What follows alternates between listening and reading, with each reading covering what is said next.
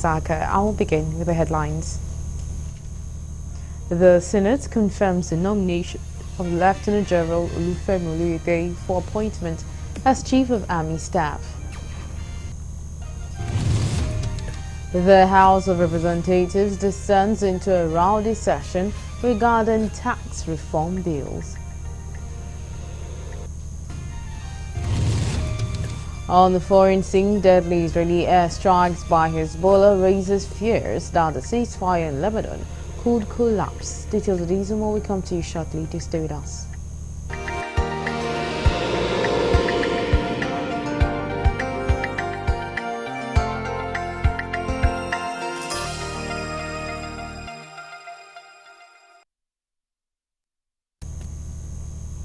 And now the news in full. President Bola Tinubu has called for the Nigeria-South Africa strategic partnership to become a model of leadership, economic integration and shared prosperity for the African continent. Speaking at the opening of the 11th session of the Nigeria-South Africa Binational Commission on Tuesday in Cape Town, President Tinubu urged both countries to overcome what he called irritants that hinder their collaboration and focus on transforming Africa's global image. The Nigerian leader, who co-chaired the presidential BNC with his South African counterpart, highlighted the importance of cooperation between the continent's two largest economies and its potential to redefine the global perception of the continent. He also urged South Africa to champion Africa's interest during its current G20 presidency, reiterating Nigeria's aspiration to join the bloc alongside South Africa and the African Union. Regarding the achievement on the BNC framework established 25 years ago, President Tinubu noted that despite many setbacks, over 30 memoranda of understandings and agreement are in operation. He, however, stressed the need for actionable implementation of agreements.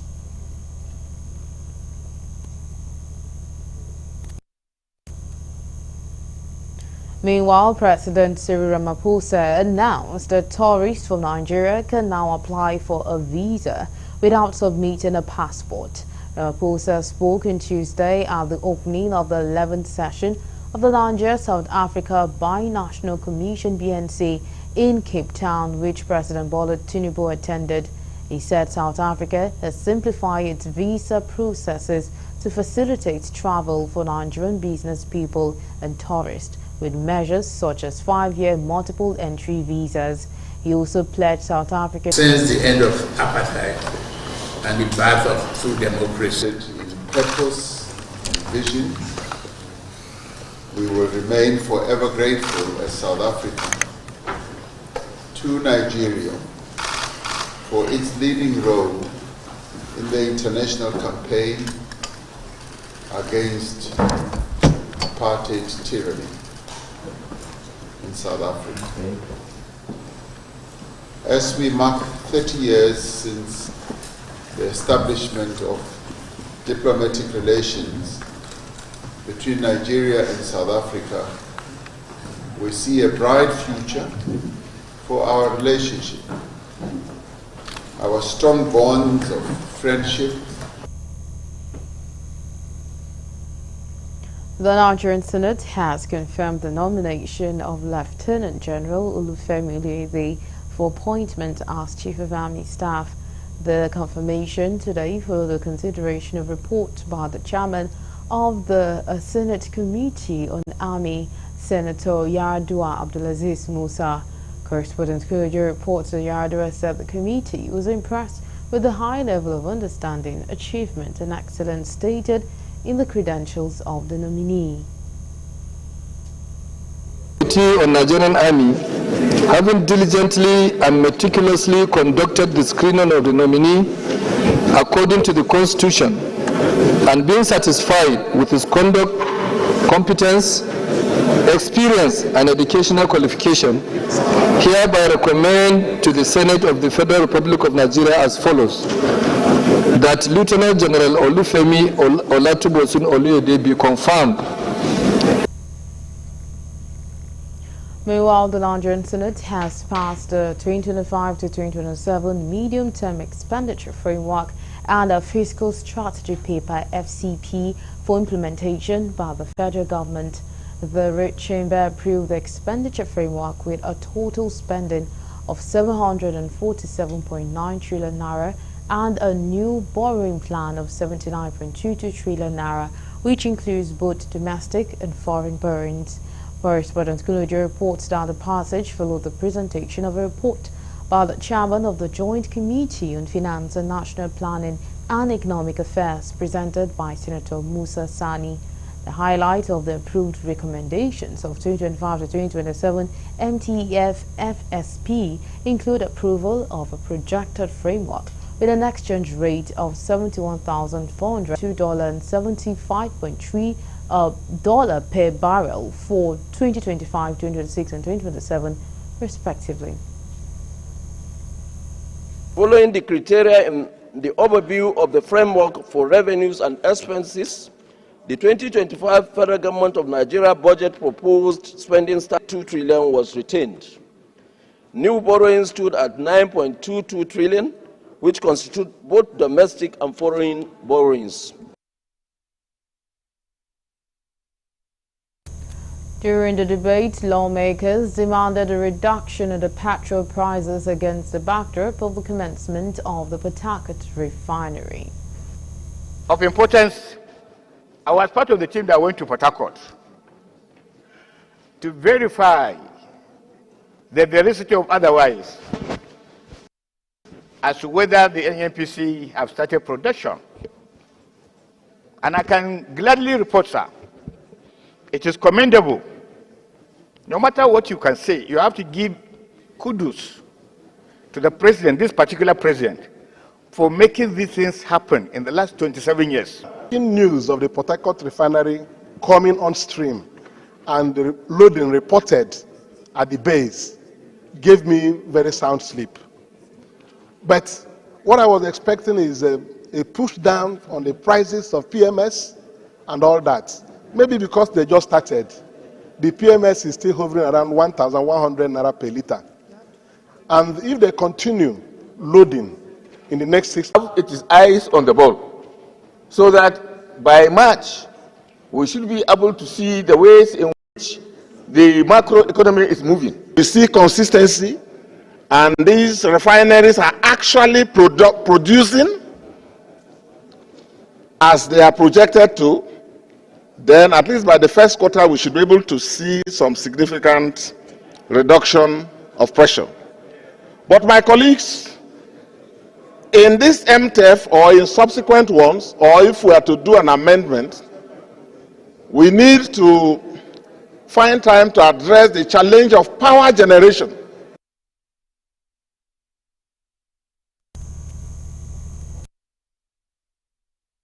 The Senate of the Federal Republic of Nigeria has now passed the 2025 to 2027 medium-term expenditure framework, MTF, and fiscal strategy paper for implementation by the Federal Government of Nigeria.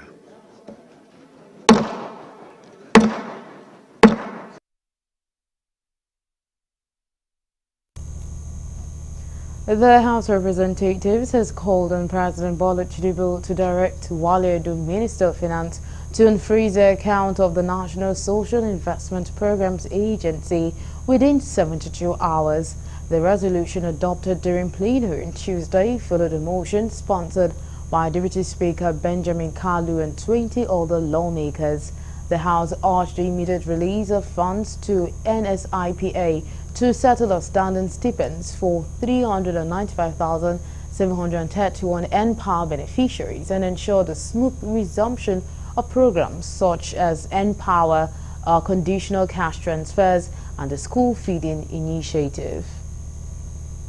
The House is also worried that as a result of the suspension of account of NSIPA, the N-Power program has been so negatively affected that 395,731 beneficiaries are owed outstanding stipends to the tune of 81,315,540,000 naira.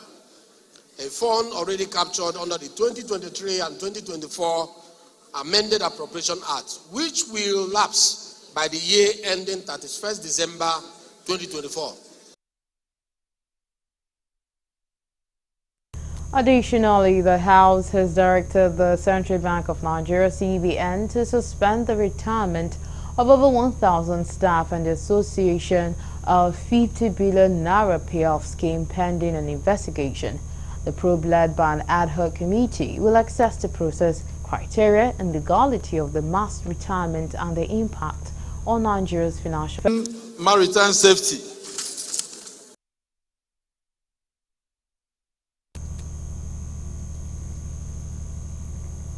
The House of Representatives descended into a rowdy session on Tuesday following comment by Akin Rotimi, spokesperson of the Green Chamber, regarding tax reform bills.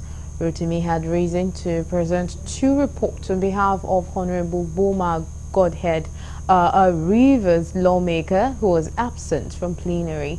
During his introduction, Rotimi stated that I present Ekiti North, the first state whose National Assembly caucus has anonymously endorsed the tax bills. His remarks was met with loud protests from lawmakers who shouted him down. Speaker Abbas Tajuddin intervened, urging calm and clarifying that Rotimi's comment was a personal opinion made in a light-hearted manner. Despite his intervention, the uproar continued, forcing Rotimi to apologize and withdraw his statement. However, his subsequent reintroduction of the report failed to gain a seconder as protest. Whether we should send it to ethics and privilege. That was why Honorable Sada came up get it. Because, you know, when we say we are investigating, there are so many ways to investigate this. We will make sure that all your concerns with this publication is well noted by the House and the right action will be taken.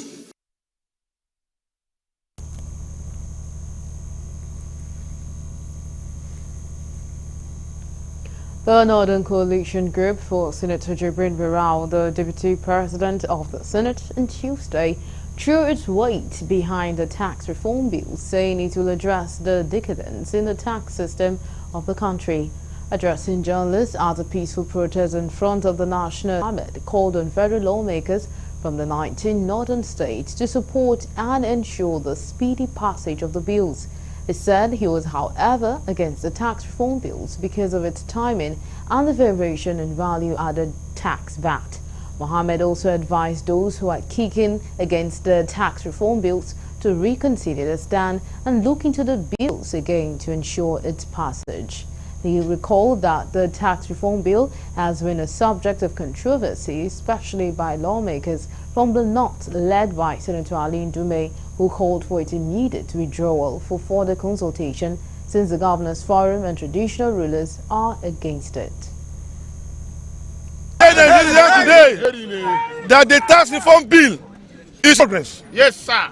For so long, we have lived on a decadence of tax reforms that has not produced anything good or meaningful to this nation. We from the North, we are categorically in support of this tax reform bill.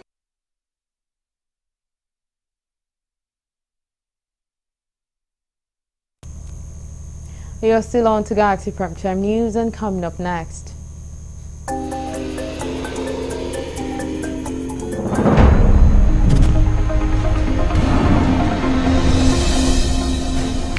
The Minister of Humanitarian Affairs and Poverty Reduction called for increased budgetary allocation to the National Commission for Persons with Disabilities. It is a days and more we come to shortly. Just stay with us.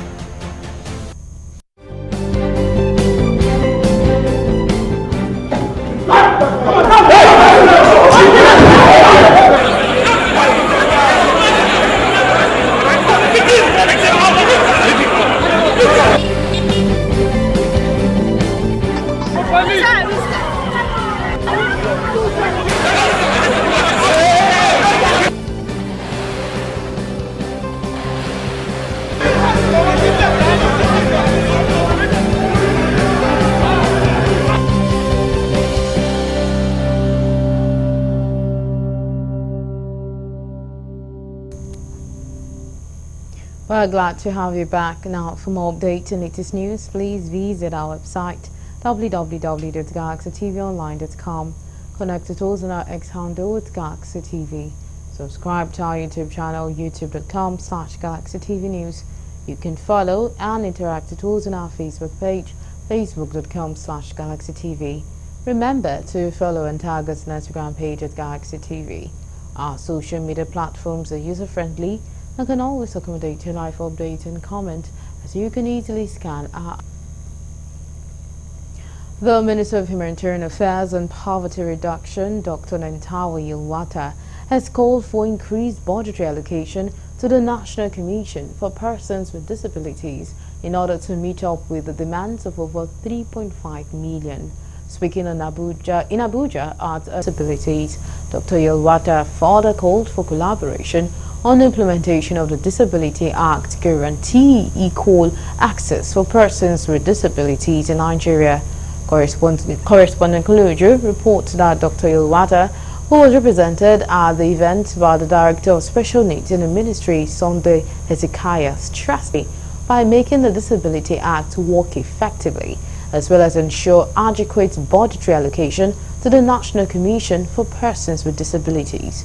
Also, the Senate President Godswill Akpabio, represented by the Senator Ireti Kingbe from the Federal Capital Territory Senatorial District, called for collective effort towards creating an enabling environment for persons with disabilities. That we need more awareness on disability act. And this awareness should also go to the National Assembly, because that is where our problem lies. Yes, the act is already enacted, signed, it has become a law. Yes, but we have challenges concerning that. In the era of funding, if the Disability Act says PWI should be taken care of in Nigeria, their school and the world over. Welfare, Nigeria is doing for persons with disability and relevant ministries and agency to make sure that we promote disability inclusive development. So far, so good. We engage the ministry, department, and agency of government doing interagency and interministerial summit in the BINA in regard to disability, and we have gone far. And recently, Mr. President will going to launch a presidential task force committee in order to speed the implementation process. We have a challenge in the implementation of Disability Act. We have done in the fight to blow it open to much. Thank you so very, very much. This is a special day in the life of all over 35 million Nigerians living with disabilities.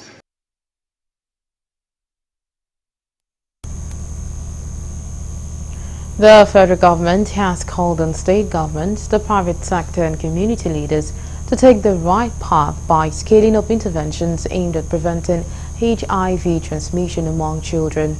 Minister of State for Health and Social Welfare, Isiaq Salako, made the call at the World AIDS Day commemoration ceremony held in Abuja on Tuesday.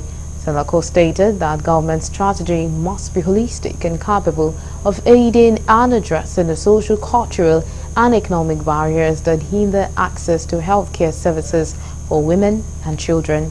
He charged relevant stakeholders to renew the commitment to ending the HIV/AIDS epidemic in Nigeria, adding that together they can build a healthier, more inclusive future for all.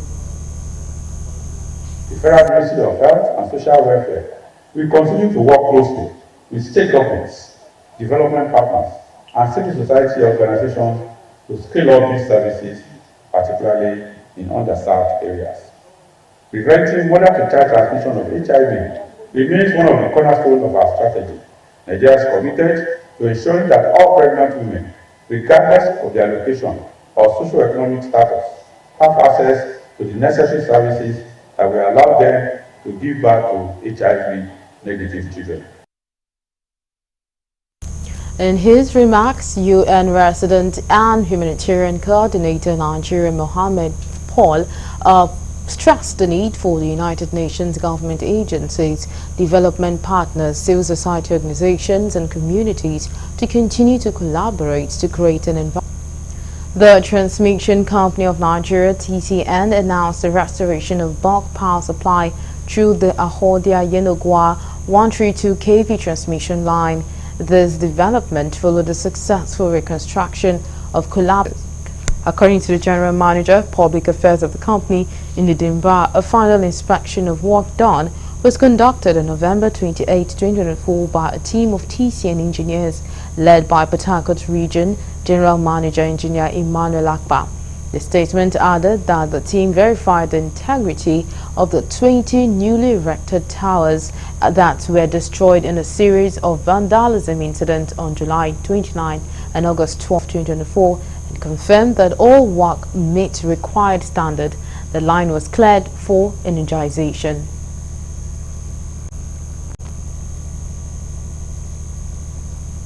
Nigerians have been advised to always report any consumer right infringement to the Federal Competition and Consumer Protection Commission.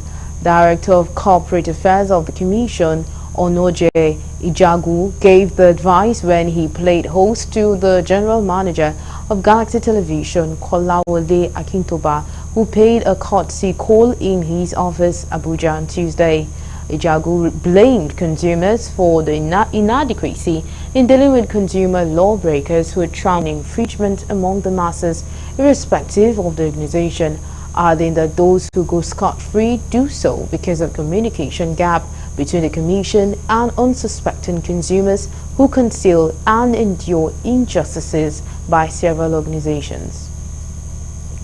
Yes, very valued. Yes. And you don't have light up to the required threshold, which would be minimum of 20 hours per day. And you live with that for 2-3 months, and you are grumbling and paying for it. And you haven't made your grievances known to anybody, not even to the disco.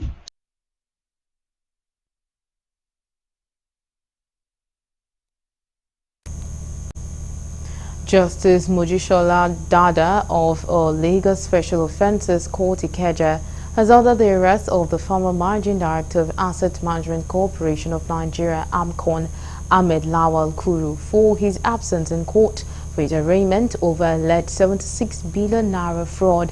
The court had scheduled today for Kuru's arraignment, along with the Managing Director of Arik Air, Captain Roy Ilegbodu, the receiver manager of Arik, Kamilu Omokide, the Union Bank PLC, and the company Super Bravo Limited for alleged 76 billion naira and $31.5 million fraud. The resumed proceeding, the prosecution counsel Wahab Shitu San, due to the absence of the second defendant Kuru, Shitu prayed the court to issue the hearing of a case of dangerous driving by former Oyo State Chairman, Park Management System, Mukaila Lamidi, also known as Auxiliary, was on Tuesday stalled due to the absence of his lead counsel, Olalekan Ujo San, in court. He was accused of engaging in dangerous driving, which resulted in the death of one Olayinde on September 23, 2023. The matter was slated for hearing at Court 10, Oyo State High Court, Ring Road, Ibadan, presided over by Justice Ezekiel TW Boss, is battling with the state at the High Court. The charge sheet said Mukaila Lamidi on or about 23rd of September 2023 at about 16:30 hours of GRA at GRA Agodi, Ibadan, in the Ibadan Judicial Division, did cause the death of one Owunola Ayinde by knocking and crushing her with his car. The offense, the sheet added, was contrary to Section 317 and punishable under Section 325 of the Criminal Code, Cap 38, Volume 2, Laws of Oyo State of Nigeria 2020. Although E.O. Mbam Hello briefed for her principal, Olalekan Ujo, in defense of the defendant, which is auxiliary. A white Toyota Coaster bus collided with a parked Lagos State BRT while in motion and caused significant damage and injuries. The accident, Toyota Coaster bus ran into the parked BRT bus while attempting to overtake a car in Ward Iyanwuru. 4 people comprising 2 males and 2 females, driver inclusive, suffered severe. Coaster bus was severely damaged. The recovery operation was coordinated by Lasema LRT, which extricated the trapped passengers. The injured victims were administered pre-hospital care treatment by the agency paramedics and Lassen bus before being evacuated to nearby government-owned hospitals, and the white coaster bus was subsequently towed to Iyanwuru and handed over to the police. Chief of Army Staff Lieutenant General Olufemi Oluide has lauded the giant strides of students of the Nigerian Army Electrical and Mechanical Engineering School in Edo State for the technical capabilities in the construction and maintenance of military hardwares. The Army Chief made the remarks during the graduation ceremony of the school from various wings, which includes mechanical, electrical, weaponry, among others. Our correspondent Dele Fasan completes the story. The Chief of Army Staff, who was represented by Lieutenant Colonel Abdul Malik Shaibu, stressed on the technical abilities of the graduating students in maintaining the Nigerian Army hardwares. To achieve the Commandant's vision of the realistic training, students executed technical and administrative projects to bring to bear knowledge gained in addressing observed challenges in the school and their wings. In this regard, graduate students of mechanical engineering carried out the following projects: repair and servicing of the Scorpion forward vehicle reconnaissance track used for training. On his path, the Commandant, Nigerian Army School of Electrical and Mechanical Engineering, Major General. The Commissioner of Police, Federal Capital Territory, Olatunji Diso, has hinted on intensified tactical operations within the FCT, saying the initiative has been yielding positive results. Our correspondent Kunujo sent in this report. Addressing journalists in Abuja while parading suspects involved in various crimes, these who apologized to residents for the gridlock caused by stop-and-search operations conducted across the territory. The CP revealed that the operation had led to the arrest of 6 one-chain syndicates notorious for robbing unsuspecting victims of their valuables. The strategy put in place to enforce stop-and-search towards arresting and nipping one child on board is causing hold up. Before we commenced, we came on here. We told the residents that we'll be embarking on that operation. And at the same time, we know that we'll be inconveniencing the residents for some. I was dismissed in 2022. I'm 2012 and I'm a corporal. You understand? So the only thing they keep on interviewing, why you this one, why you this one. They don't go ask Army, why did they dismiss us anyhow? 17th, they caught me at Day, beside Day, when I'm about to scam person. What I do, I'm a scammer. That this fake, 419 issue. So I now find myself on station. I'm about to scam somebody. The boy now saw me at Day. Now who started dragging us. I now find myself at Zuba Station. The Commissioner reaffirmed the command's commitment to tackling crime and ensuring safety of residents.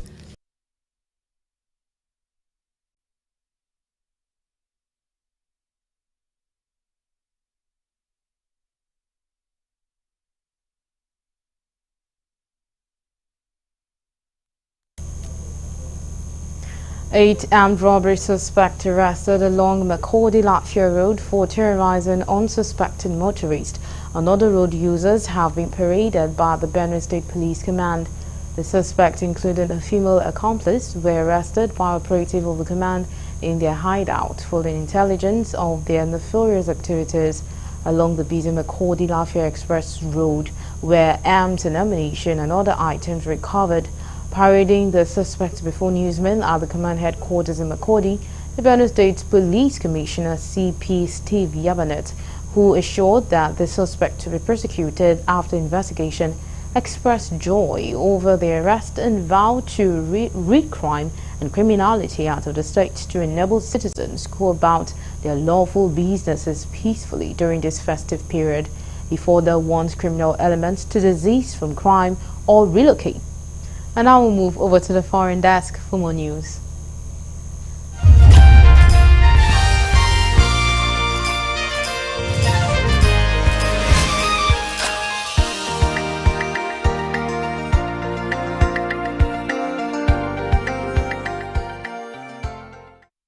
This is news from the international scene. Deadly Israeli airstrike and the mortar attack by Hezbollah have raised fears that the ceasefire in Lebanon could collapse. 10 people were killed in southern Lebanon on Monday night, the health ministry said, after Israel carried out its biggest wave of airstrike since both sides agreed last week to end 13 months of conflict. The Israeli military said it struck Hezbollah fighters, launches and infrastructure and urged Lebanese authorities to prevent what it called the group's hostile activity. Hezbollah had earlier fired 2 mortars at an Israeli army base in a disputed border area.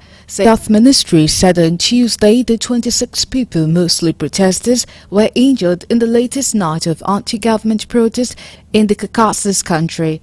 Georgia has been locked in a political crisis since its contested October election, with tens of thousands of pro-EU protesters taking to the streets in recent days against the governing Georgian Dream Party. Monday saw the 5th day of consecutive mass protest in Tbilisi following Prime Minister Irakli Kubakidze's announcement last week that the government would shelve talks on EU accession until 2028. The ministry said of Internal Affairs, a reference to law enforcement officers, were taken to medical facilities after the protest on Monday. None of the injuries are life-threatening, it added. Some Western countries criticized Tbilisi for an excessive police response to the demonstrations, with the UN rights chief saying on Monday that he was concerned about the disproportionate use of force by law enforcement. The standoff between riot police and mostly young protesters continued throughout the night into Tuesday, with police using tear gas against hundreds of demonstrators who responded by throwing fireworks. Authorities in Finland are investigating a broken fiber optic cable after 2 separate cuts caused an outage affecting thousands of households. The Swedish government said it suspected an act of sabotage on the cable, which links 2 countries, but Finnish police said it did not yet have reasons to suspect criminal activity. Nordic Telecoms Group Global Connect told newsmen at least one of the breaks have been caused by excavation work, adding that the second break was being investigated and repaired. There have been several cases of suspected infrastructure sabotage in the Baltic Sea region in recent weeks. A Global Connect spoke as the UK's special relationship and closer tie to the EU, which Trump described as a mini China. Stephen Moore told newsmen that if the UK moved towards more of the American model of economic freedom, it would spoil the Trump administration's willingness to the free trade agreement with the UK. Reflecting on Sakir's speech, Sir David Manning, former UK ambassador to the US, said the Prime Minister had the right approach, but warned it would not be easy. Thousands of UK businesses could receive payout if a legal claim filed against tech giant Microsoft is successful. Regulation expert Dr. Maria Luisa Stasi is alleging the tech giant overcharged companies for its Windows Server software used in cloud computing.